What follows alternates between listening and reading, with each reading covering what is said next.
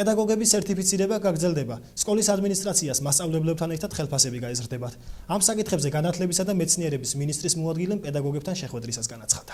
განათლებისა და მეცნიერების მინისტრის მოადგილე ალუდა გოგლიჩიძე გურიაში მოქმედი რესურს ცენტრებისა და სკოლების ადმინისტრაციას, ასევე პედაგოგებსა და მოსწავლეებს შეხვდა.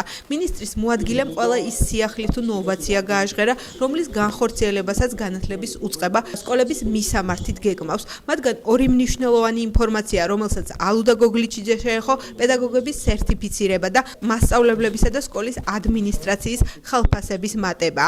პედაგოგების სერტიფიცირება გაგრძელდება და მასწავლებლებს თეორიულ ცოდნასთან ერთად პრაქტიკულ უნარჩვევებსაც გადაუმოწმებენ. ხელფასები კი, რომლებიც კარგი მუშაობისთვის ერთ-ერთი მთავარი мотиваცია, პერიოდულად გაიზრდება.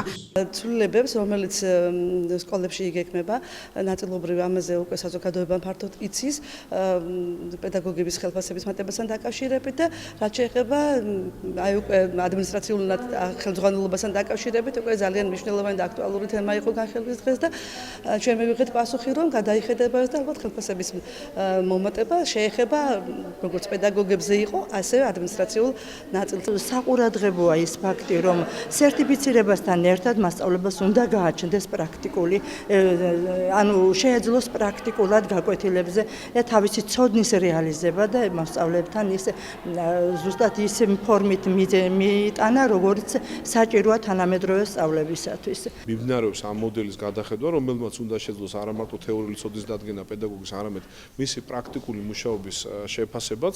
მინდა ვთქვა, რომ აუდიტორიამ ეს სრულიად, ასე ვთქვათ, ნორმალურად მიიღო და ეს ბუნებრივიცაა და ძალიან ღირსეული რეაქცია გახდათ. ასევე ძალიან აქტუალური არის, ასე ვთქვათ, პედაგოგების ხელფასების და სხვა თანამშრომლების ხელფასების და რომელიც იგეგმება აქტიურად განათლებისა და მეცნიერების სამინისტროში.